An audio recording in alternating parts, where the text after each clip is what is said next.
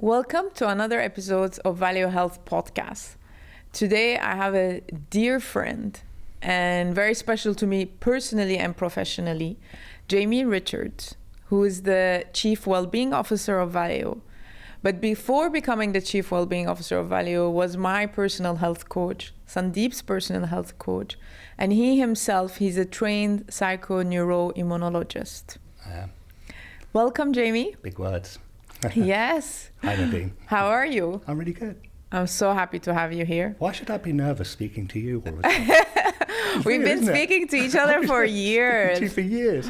Suddenly I think the cameras make it, the cameras and lights make it more. Just think of it as one of our calls, One of our calls, yeah, okay. And so Jamie, to give you a bit of a background of my story with Jamie, and one of the reasons why Valeo came to be. So almost, 10 years ago now, we were looking at it. I can't believe it. 10 years ago, I was diagnosed by being pre-diabetic, pre-arthritis. And then, of course, at that time, wellness or holistic health or integrative health was not very popular. So I went to the doctors, and the doctors, as they are trained to do, gave me glucophage and medicine. But then I started to say, okay, there's more to this. I'm so stressed, I don't sleep well. Went to many functional medicine doctors in New York, in London, all over UAE. And all I always got was like very complicated protocols, eating like seaweed almost only, and taking 12 supplements a day. And of course, all these protocols were very complex to me. Some other people can do it. And I always felt like a failure until I met Jamie, who simplified things for me and who gave me human advice. So I'll always be grateful for you, even before Valeo and after Valeo. So that's one of the notes. And with Jamie, we had weekly calls. He made me test, he made me supplement, change my food, test again. And that's where also actually the idea of it's not that complex. You just have to listen to your body. And there's many ways you can listen to your body. So Jamie, thank you. My pleasure. I am now non-diabetic, non-pre-diabetic, non-arthritis, healthy as per my last blood test. And not only you changed my health, you also changed my mindset towards health. And this was one of the first reasons why you were, the Chief Wellbeing Officer of Valeo. Mm-hmm. And also then Sandeep, my co-founder, who had really bad COVID and was in the hospital for many weeks during COVID, which was definitely scary times for us. You were one of the main reasons why he recovered from long COVID. So I just wanted to give you guys a bit of a perspective of where, how Jamie, I am related to him personally and professionally. Jamie, sorry, I did a huge introduction. One of the things I wanted to start with... I'm a tall guy, I felt myself shrinking. Yeah, no, you should feel a bit taller. One of the first things was, the word that was hard for me to even, psychoneuroimmunologist, in which we didn't know what it even meant. So maybe you can take us through your journey of why you studied this, what does it mean, and where is it evolving? Okay. Psychoneuroimmunology effectively is the study of how to say psychoneuroimmunology and make it sound natural. Yeah, it takes a long time to do that, so it rolls off the tongue. Yeah. But I originally trained as a nutritional therapist fairly early on, actually. I was looking at some of my account numbers for some of the companies that I've been associated with since the start of my career. And I've got a couple of numbers which are 0024 or 0028, which means I was the 24th or the 28th practitioner ever to join. And so that kind of... So before it became popular, we're going to talk a lot about that. Makes you feel older. And but not long after I started practicing, I was always aware that the nutritional therapy qualification was really, we used to call it a license to kill. You'd get a license to kill, right? But why license to kill? Well, it just allowed you to get insurance, right? So you could go out and start practicing. That was the thing. But I was always aware that when I qualified, that just allowed me to start doing what I wanted to do. Yeah. And I wanted to do other things. And I went to London to an amazing lecture by a guy called Dr. Leo Primbram, and it blew my brains. It just, if ever I've ever sat in front of someone and gone, no way. The information was just, compared to everything we'd ever learned, and it was just incredible. Does he have any books or anything we can he's Google got quite him? a big presence. I don't books. I don't think so. But he's multiple published studies and all sorts of things. Eventually, I was lucky enough to spend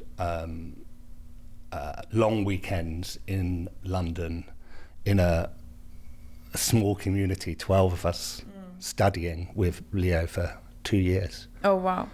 And each of us that's attended that still are trying to learn. Psychoneuroimmunology, in essence, it's the relationship between your nervous system, your immune system, subsequently your brain, and it's the understanding that everything's connected. Thoughts, emotions, the environment, obviously food, water, all of those things are interconnected. And the idea that a thought or emotion can make you ill, properly ill. And I should put, it was renamed clinical psychoneuroimmunology, which what Leo did is put the clinical in front of it, because he developed really, really simple solutions to big, big problems. And some of them were almost hard to comprehend how easy. And the idea... And this was when, if you don't mind? Started 2012. Okay. So, but the idea that you could tell someone a story, relate to them using metaphors and things like that, could change the course of their illness. Physically. So it can weigh a thought or something I think of, and I think of it many times, it can physically affect me. Yeah. Negative or positive. Physically affect you. So I mean, I think for me that's mind-blowing. There's something called, there's molecules called cytokines, which, without going into it too much, cytokines are these like immune flags. They sort of like attract the immune system to a certain area. Well, you can produce cytokines by thinking bad thoughts, literally. So that just triggers your immune system. Wow!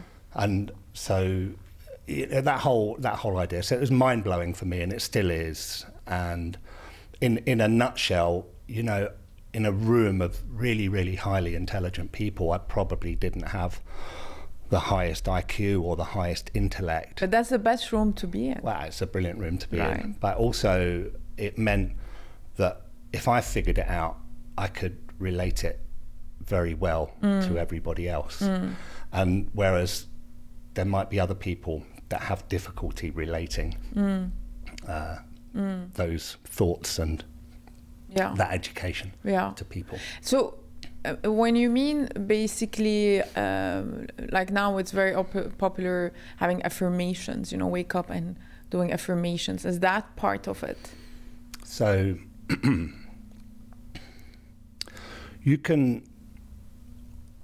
there's a really interesting question to ask some people. Can you look yourself in the mirror and say, I love you?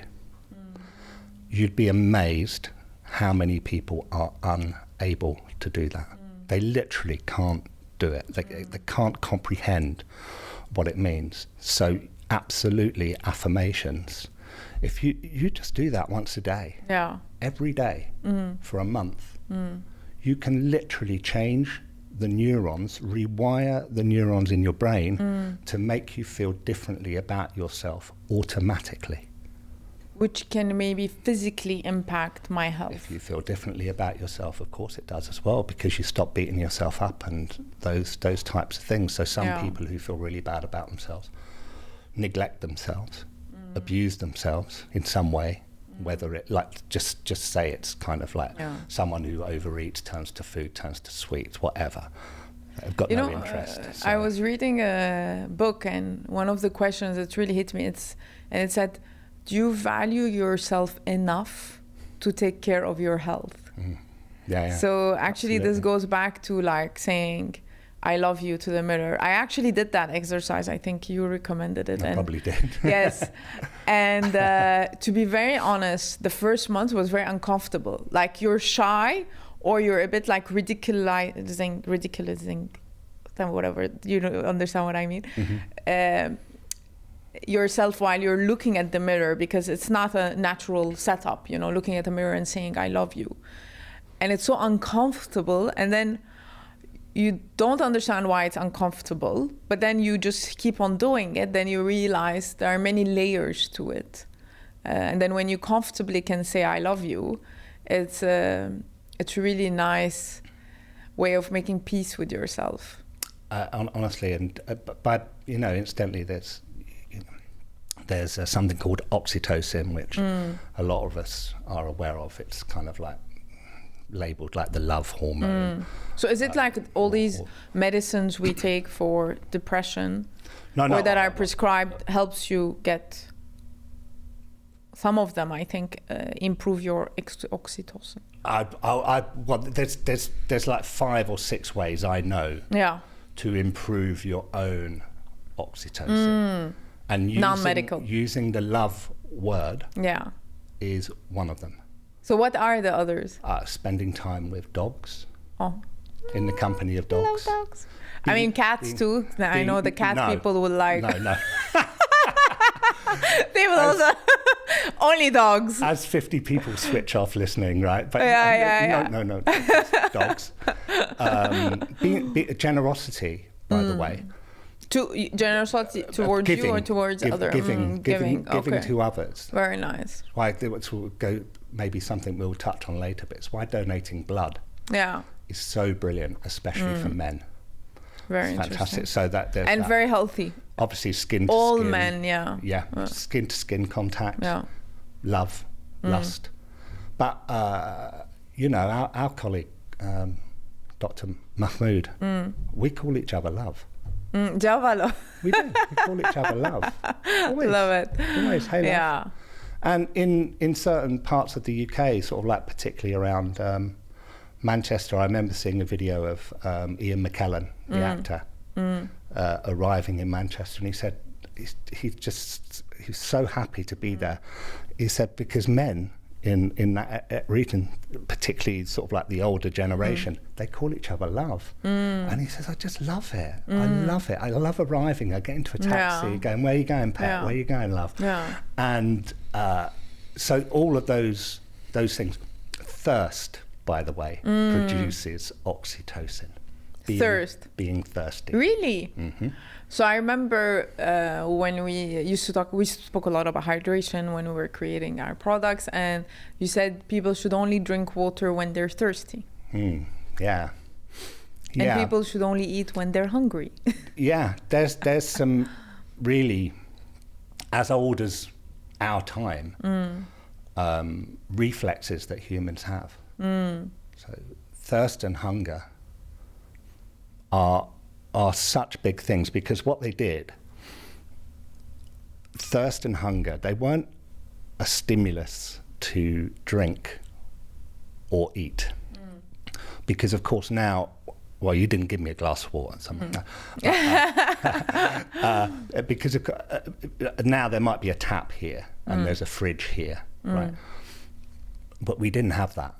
Thirst and hunger were a stimulus to move, to go and find food and to go and find water. Now that food and that water might be a long, long way away. It might take a day to find it, but because otherwise humans are quite lazy. They're inherently lazy. Why would they have got up?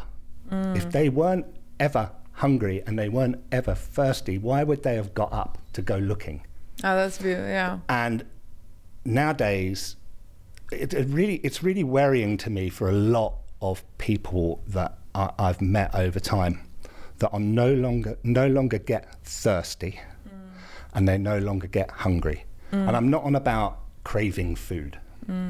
Hunger that you feel deep in you. And there's really interesting things about this as well, because usually if you're sat down, you get hungry and you stand up and you move, you stop being hungry. Then you find your food. Interesting. Food and water were the reward. So you go on a search, you find something, you get your reward and the search is finished. And if you think about evolution, thirst, certainly hunger was the driving force to eat food for 99.9% of our evolution.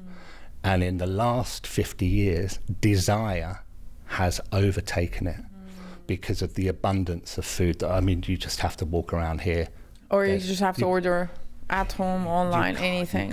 You can't move 10 meters without somebody offering you food and drink and this and that. And so how did this impact, basically? How did this, and a subject we talk a lot about is human evolution and how we were, getting our food and drinks and how we are now. So what's the impact of us having water here and food here at any time we want?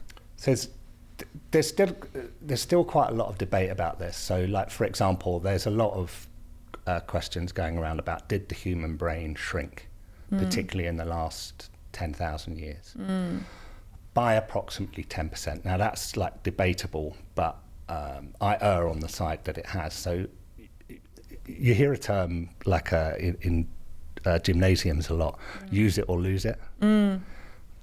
But so people tend to associate that with muscles. Yeah. Right, but so before we used to walk to eat. Yeah, but it's everything though. It's your brain. Use it or lose it. It's your cells. The mitochondria in your cells, which are your energy powerhouses. If you're sedentary and you choose to, or you choose to not move so much, you kind of go from your home to a taxi, to work, taxi, home. Sit in front of the computer. You're not really sit in front of a computer and stuff like that. Your mitochondria reduce in cells. The only way to increase them is to mitochondria in the stomach? No, in all of the cells, every cell, every single cell. So you've got potential brain shrinkage. Humans are undoubtedly changing. Undoubtedly changing over the last 50 years due to it's really hard to pinpoint certain factors, but when I spoke about Leo earlier, one of his papers was talking about something called the reptilian phenotype, which is where lack of movement, lack of challenge, too much food, too much water, constant temperature. Right? What does constant temperature mean? It means that, so we're always the same temperature? Always the same. It's like, come on, everything's 20 degrees these days, isn't it? It's 20 degrees in your car, in the office, in this room, 20 degrees, right? So no extreme heat, no extreme cold, which humans are well adapted to coping with. So when you remove all that, we start going back to, because we've got a reptilian brain, a part of our brain is the reptilian brain, and we start going back to that behavior, which is sedentary, cold, poor circulation. How many people do you know with poor circulation? Yeah. Right? Infertile. Look what's happening around us. Yeah. I mean, infertility levels going huge. And this is involuntary. Once it starts to happen, it's not, you're not intending it. Yeah. But once it's like, here's that phrase, once you've popped, you can't stop. Yeah. It's very difficult to break that habit. I mean, it becomes your comfort zone. right? Yeah, and I guess the comfort zone that we've created in this new age is hurting us. Completely. And I think as well that plays a massive role in why people they don't listen and they don't want advice. You know. This is coming from a coach who speaks to many people. Yeah, but hopefully, and I do, but hopefully I do it in a slightly different way and take a different approach. As you know, I tell a lot of stories. And people say, oh, don't talk about yourself and all of that. And sometimes I tell personal stories. Sometimes I just lie. To be honest, I make up a story and I include myself in it because it sounds nice. Yeah, right? And people like a nice shit. But you tell a story. And one of the things that's really struck me, and if you tell someone not to do something, their brain is going, yeah, I'm doing it. You know, like, stop smoking. You go, okay, you walk outside. Right, you're smoking a cigarette. Why? Straight away. I mean, is it it's just the way it is? Yeah. Whereas, if you can create a story and present some evidence without talking to you, and then you turn around and say, so let's say we're talking about milk, having dairy, right? Does dairy suit you? Probably not, due to your ethnicity and all of that, right? So if I say, you shouldn't drink milk, right? The chances of that working are minuscule. Yeah. But if I educate you and stuff like that, and eventually get you to turn around and say, do you think I'd be better if I didn't have milk? Done. So you Done. make it. You're now way more likely not to have. I find it interesting because in the 10 years you coached me before, I never knew you were a psychoneuroimmunologist. And you actually never mentioned it, and you never said that I studied the mind and but I knew the way you made me do things or convinced me to do things were much more different than how others did, be it through stories or purpose or tell us like 1-2 ways. Story is one of them. Others is maybe like explaining it. Yeah. Really we call it deep learning. Okay. Deep learning. And deep learning sounds like it, lasts for days. Yeah. Sounds like a university course. It's not deep learning. It's just intense, precise. And telling somebody what not to do is not the way to go. No. No. Deep learning. Interesting. And there's other bits and pieces that, things like, kind eyes. Soft voice, those types of things that that is very important in a coach. Yeah, it's really, really important, and but also authority. I think authority, particularly with a lot of the guys I've worked with. When I trained in nutrition, we were taught everything we did had to be negotiation. You negotiated with the client, and it never sat with me. I was like, why would I want to negotiate? I've just studied this. Right? Someone's coming to me, and now I want to negotiate. I don't want to negotiate. It's like, I know more than you. You don't listen to me. Right? So, but then. And then that really came around because I was lucky enough quite early on to meet a couple of sort of like, I'd say, high achieving males. So ultra athletes. Well, no, this wasn't. This was before that. This was business. Because I want to also tap into the ultra athletes after. Yeah. But these were business performers, and do you know what, Nadine? I knew because of my previous history. I knew they'd spend their days negotiating. Not negotiating. They'd spend their days telling people what to do. Yeah. And people would negotiate with them to try and adapt and stuff like that. And I was thinking, the last thing they want to do is come and see someone for health advice and start negotiating. Yeah. These guys want to be told what to do. Yeah. And it'll be a blessing for them. No more messing around. Did it work? Was it 100%? Okay. Yeah. I think it makes sense. Just tell me what to do. For those types of, I don't know, type A personalities and stuff like that, 100%. They're not interested. Yeah. They don't want to sit there waffling and stuff like that. They don't want to tell me what to do. Yeah. put it in the right way, don't mess around. Yeah. And they're like, okay, I'm on it, done. Because this is what they need at that time. I think adjusting to that is so important. And if we can get to the ultra, so before, we got lucky enough in Valeo to get you to join us, but before that, you're working with ultra athletes. And I think, is it very different working with ultra athletes and, us, the common people, not non-athletic? Or how was it with them? What are the lessons learned? Any experiences you can share? I mean, it takes a certain sort of like personality. I to be honest with you, the first, I remember very clearly the first professional athlete I worked with, who was a Commonwealth champion, Commonwealth gold medalist. Honestly, I was so nervous. I'm not going to mention names or anything like that, but I was so nervous. And I met them. And I was like, geez, he doesn't even know 5% of what I know. And I knew that. But his body can perform. It's incredible. But he doesn't know 5% of what I know. So literally within a minute, no nerves gone. I know my stuff. I'm good enough. Yeah.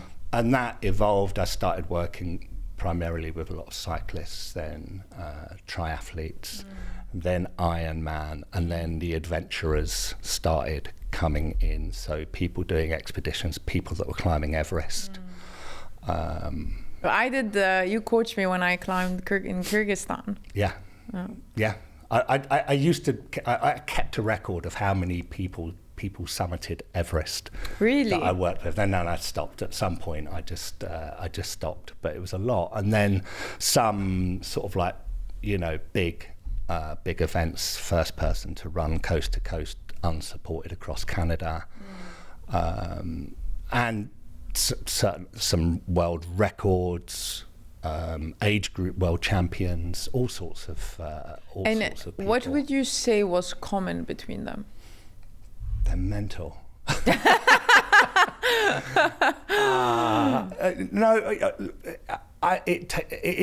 There is a certain type of personality that is that driven, yeah, that they're prepared to do that. And in a lot of cases, not all of them, but in a lot of cases, they're prepared. They don't care about certain things. Like you and I, if I said to you, Nadine, there's a weather front coming in, and we need to go and sleep in the toilets here at this building, on the floor, in the toilets, under the urinals. I don't know how you'd feel about that, but I wouldn't feel really very good about it at all, right? But a lot of these people, don't care. It'd be nice if I could have a pillow, but other than that, I'm straight on the floor. Yeah. Doesn't bother me at all. And that's, then okay, they don't care about that sort of hardship. No. Hardship is like when it really, really gets tough, where maybe other people might just kind of, back off. And I mean, I can talk about the subject, but I have so many other subjects I want to talk about. But to take it, one of the points before closing this and talking about other things, when I was going to climb Kyrgyzstan, you made me read a book. I don't remember the title, but I'll tell you, it's about if you put your mind into something, impossible is nothing. And it talks about, let's say, a mother, if she sees her child in danger, like physically, she can, basically carry a car, even though you, as a person, you would never think that you have the power to do that. Yeah. But if you need to be, defend somebody you love, anything is possible. And I think you realize how much we are limited for what we think we can do. And you sort of you just sparked something in me, because this is something I wanted to mention as well. Humans evolved with what we refer to as spontaneous physical activity. Humans didn't evolve to exercise. They evolved to find things.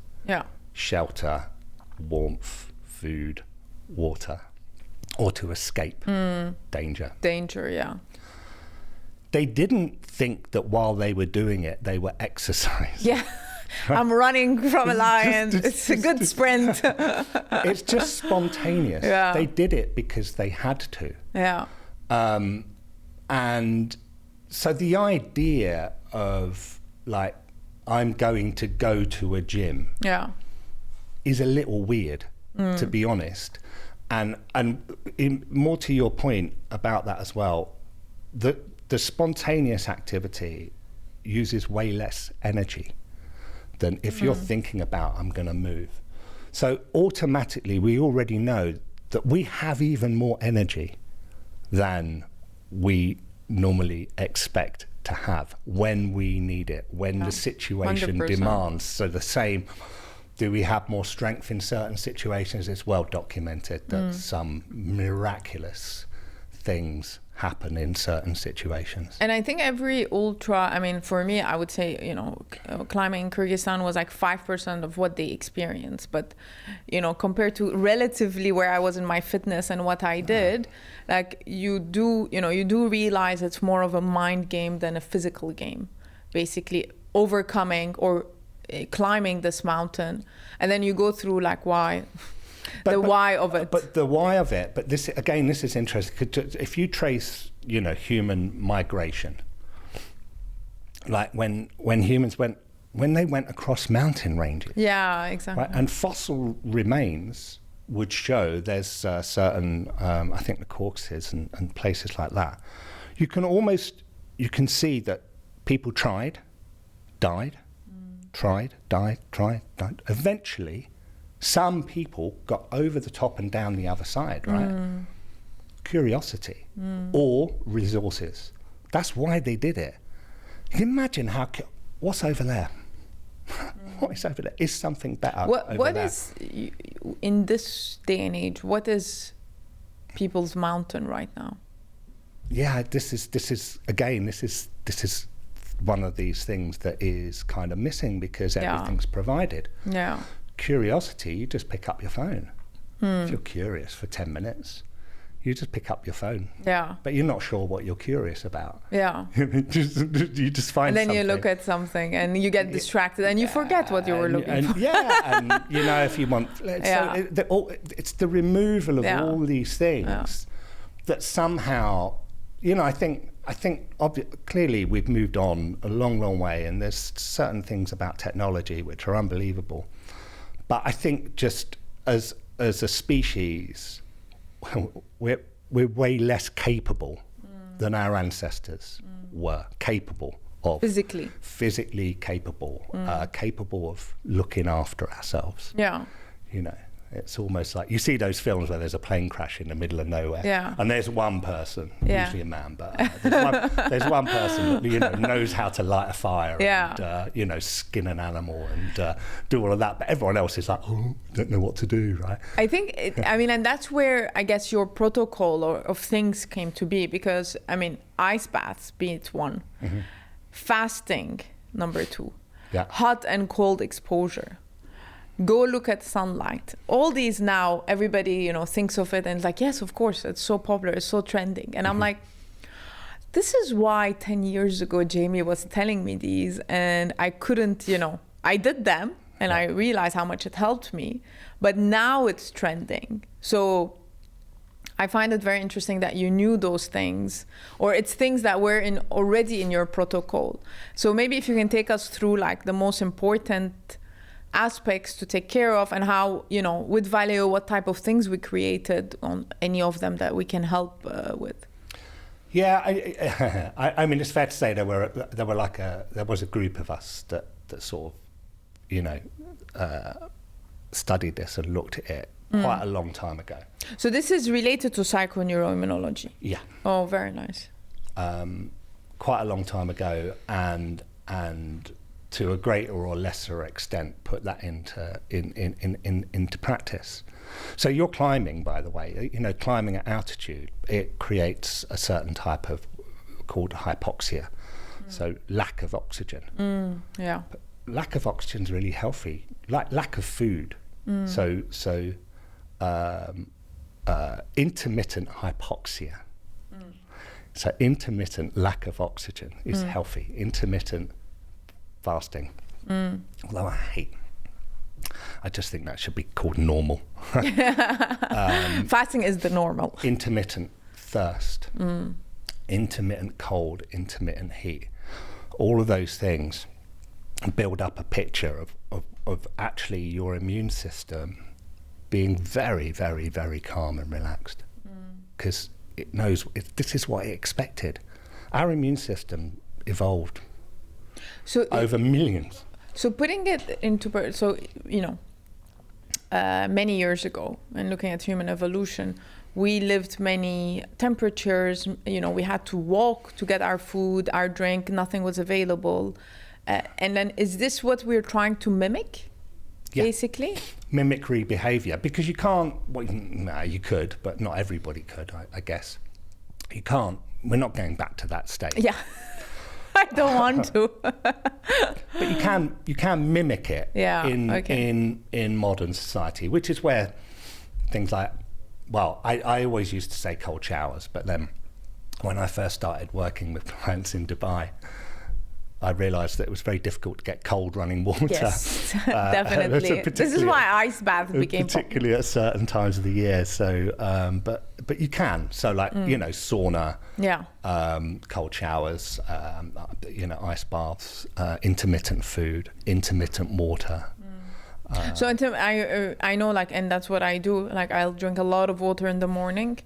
And then the whole day I wouldn't, and then in the afternoon I'll drink a lot of water, and then at night I'll drink a lot of water. Bulk drinking. So I'm not drinking at all times. Not sipping, because your body's not really. Your body doesn't work like that. So thirst creates a desire, an attraction to water, which creates you movement, right? And it also prepares you for the water. Right? And the movement, by the way, prepares you for water. And the quality of water. Well, this is one of the points. There's a molecule that's in breast milk. Lactoferrin. So lactoferrin is a really interesting thing. So lactoferrin is dominant in breast milk, right? But and we think most likely it's to stop the baby from rejecting the milk. That's what lactoferrin does. But it's a very, very antibacterial molecule. Once that child is weaned, humans produce lactoferrin themselves. We begin the process of making lactoferrin. How do we produce it? We move. Movement produces lactoferrin. So if you think about it, way back, clean water was very, very difficult to come by. There must have been a lot of water with bacteria and things like that. So when you moved and you're thirsty, you produce lactoferrin. So when you drink the water, the lactoferrin protects you from the quality of the water. Interesting.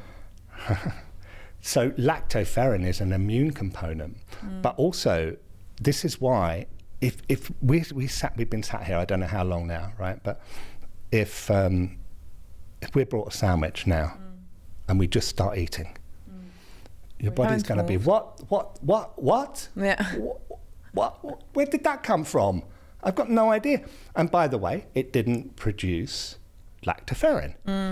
So if you get up and move, you produce lactoferrin and then you eat.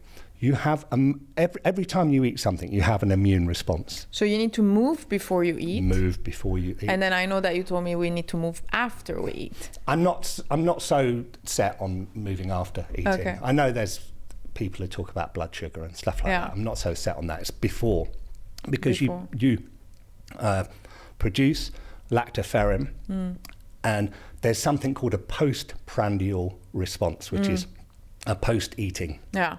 And your immune system switches on.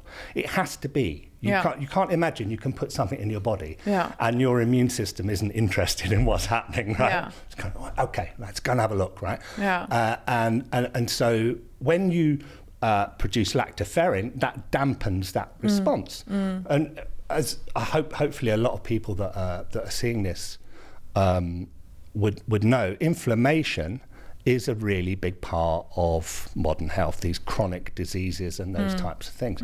So anything that you can do to dampen your immune response is, number one, it's effective for inflammation, but most importantly, your immune system costs a lot of energy. To activate your immune system, it's quite expensive in energy terms. So the less you use it, the more energy you conserve as well. So all the, cold and hot exposure, intermittent fasting, that you think that should be the normal way of fasting.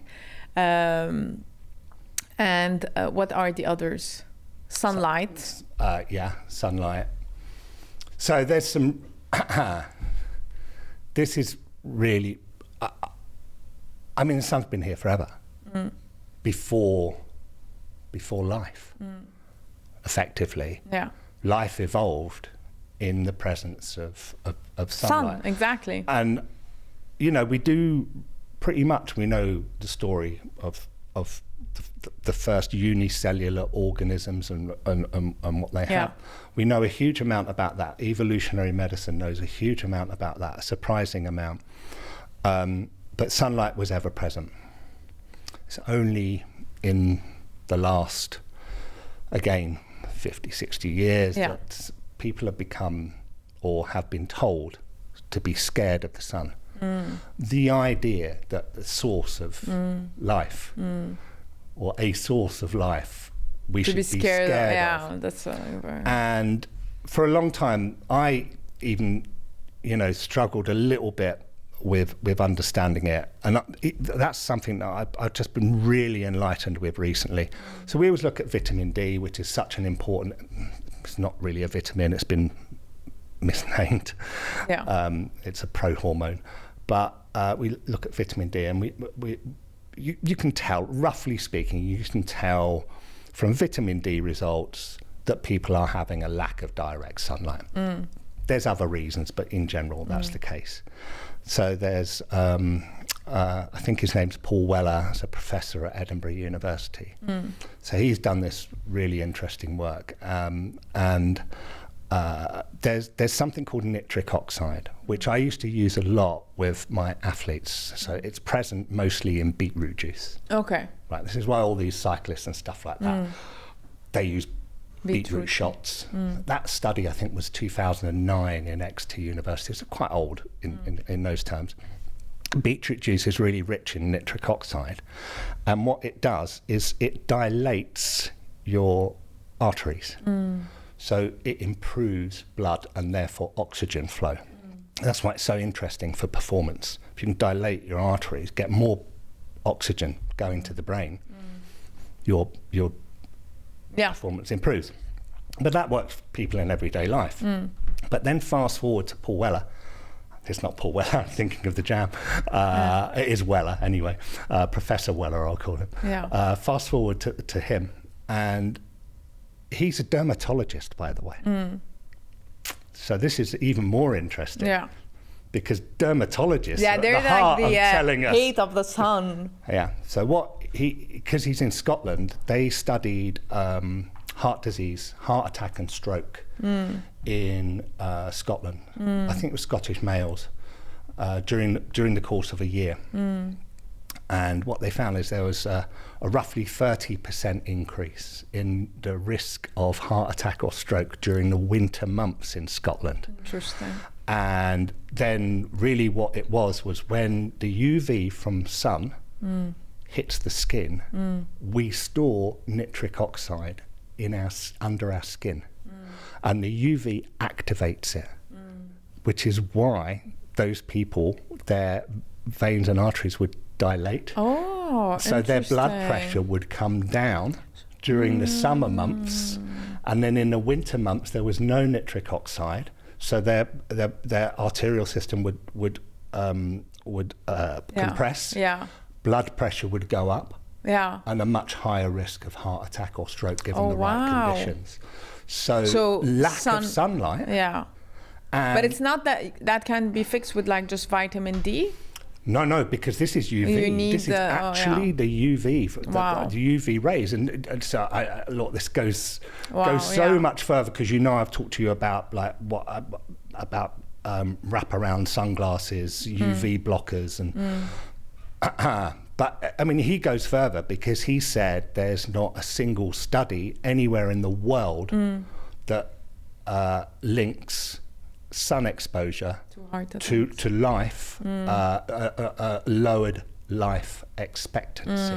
In fact, it's the opposite. Sun exposure equals way longer life expectancy for a whole myriad of reasons. Interesting. But he's basically saying, don't go slavering yourself in sunscreen, don't wear UV blockers. I've been saying that again, certainly particularly the sunglass thing. Yeah, you know, so everyone's aware. Yeah. You wear UV blockers on your eyes. Your eyes are your UV detectors. And when they detect UV, your body then produces melanin, and melanin stops you from burning, right? So when you wear these sunglasses and then you go out in the sun, you're much, much more likely to burn. Wow. Which is when I get even more frustrated when I see young children running around in wraparound glasses. Yeah, they need the protection. There's something not right. So here. I'm aware of time. I don't think we have a lot left. It's gone so quickly. I know. So we spoke about hot and cold, intermittent fasting, sun exposure. I know you're very particular about your supplements. We've launched all the private label supplements together. Yeah. Any, be it from our omega, our iron, berberine. I mean, again, one more thing. Berberine was something you spoke about 10 years ago, and now it's become popular. Yeah. I have to be again particular about that. The source of berberine, is also the source, is incredibly important because there's different sources of berberine. Yeah, certain one comes from herbs and stuff. So the berberine that we use is Indian barberry root, which I think is safe. Yeah, I couldn't find any negative studies. To regulate blood sugar and to regulate your lipid cholesterol balance. Yeah. Because, gosh, we could have talked about cholesterol this whole time, about the misinformation about cholesterol over the years. And as you know, we've taken a completely different pathway. And we've done that now. That's one of the things that we did right at the beginning, and I'm really pleased of, because it's all coming out now. So, so berberine, I think in today's world, is a really, really important supplement. And I know I've seen a lot of people make vast improvements in their health, but in their health span. We talk about longevity. We've got our longevity program, but in their health span. Yeah. The first lecturer I ever stood in front of, I'll never forget what he said, because it was almost the first thing he said. They who control their blood sugar control their health. Yeah, 100%. And there's nothing I've learned since that 100% sentence that has ever changed my mind or ever made me even question it. Yeah. You control your blood sugar, you are on the right track. And everyone says, there are myriad things in the world at the moment. How do we live longer? How do we live better? All of those things. Yeah. A lot of it, as you know, I frustrate a lot of people with this. It comes back down to sort your blood sugar out. Yeah. Get control of it. And something like berberine. And it's not only for people that are actually pre-diabetic or have diabetes. No. It's actually for everybody. No. Everybody should be aware and live a lifestyle that balances their blood sugar. And that's why, for example, that's why we've got optimum ranges on our platform. So you have laboratory ranges. Yeah. And, very briefly, a laboratory range is based on the population, or local population. And roughly speaking, it will be sort of like within range is like 80% of the population, and then 10% either side. The outliers will be sort of like, there's something not right about those people, right? But we set optimum ranges because we don't want people to be in the 80%. No. We want people to be in like the 10%. Yeah. And I mean, what I know is from, the optimum the normal range actually covers 95% of people, or maybe 80%, you know. I'm being generous. Yeah, so it's that much I don't get picked up on this for my yeah. Yeah, my but like percentage I mean, failures. the normal. So basically when you're outside the range, it's really you are an outlier.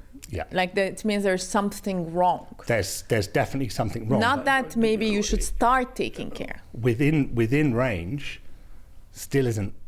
It's not good enough these days. Yes, of course. It's not good enough these days. It's not good enough. I completely agree. You know, and so what's the difference between within range and optimal from like me looking at my results? so if we take HbA1c, which is this sort of 3 months, blood sugar, roughly 3-month average blood sugar.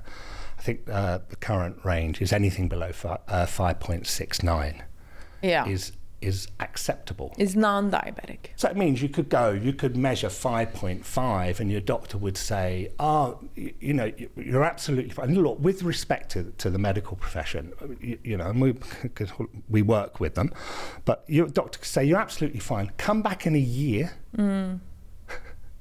Maybe you are. maybe you won't be, and we'll do something about it at that point. What we say is... I mean, that's why one of the core purposes of Valeo. Yeah. What we say is we don't want you at 5.5. We want you below 5. Yeah. You know, now, that's not to say someone who's 5.1 and 5.2 needs to push really high. I must get below 5. Yeah. But, you know, we want our optimum range is set below 5. Yeah. That's where we want people. You're there, then, by the way, you know, if you happen to have a few dodgy months, you know, and I don't know, go and do things that you shouldn't. You've got a big buffer. Yeah. You've created a big buffer of protection for yourself. Yeah. Whereas someone on 5.5, they ain't got much at all, you know. So any other final points you would like to make? No, I guess we started when we mentioned the love word. Yes. And I think that's really, I think sort of like now more than any time in my life, it's such an important thing. So if I was to finish on anything, I'd finish on just the love. You know, loving who you are, loving the people where you can. For those of us that are lucky enough to have that opportunity to express it. Yeah. Don't wait. No. You know, this is something that frustrates me no end. And I think, you know, you work with our coaches, our doctors, and I think one of the things you instilled in them, and we see it from the feedback we get from them that is always very positive, is you really created, you know, we hired them, but you trained them to really be humans that listen to our customers. I am genuinely incredibly proud. God, it makes me quite emotional. No, I am. I'm incredibly proud of the team, and I'm incredibly proud of what we achieve. But as you know, I'm ultimately frustrated because I want to achieve more. Yes. And quicker. But we do hope that when, always. But I think we created, you know, a place where people can come and be listened to and get the right help. Yeah. And hopefully, you know, improve their health. Yeah. Yeah, I just want more people to know about it. And, yes, exactly. You know, so I said to Sandeep yesterday, I want our team to be so busy that we're taking on someone new every week. Yeah. That's what I want, because if that happens, then wow. I mean, we're growing quickly. Now we're reaching a lot of people, and that's, you know, that's my desire to do that. Perfect. Thank you, Jamie. My pleasure.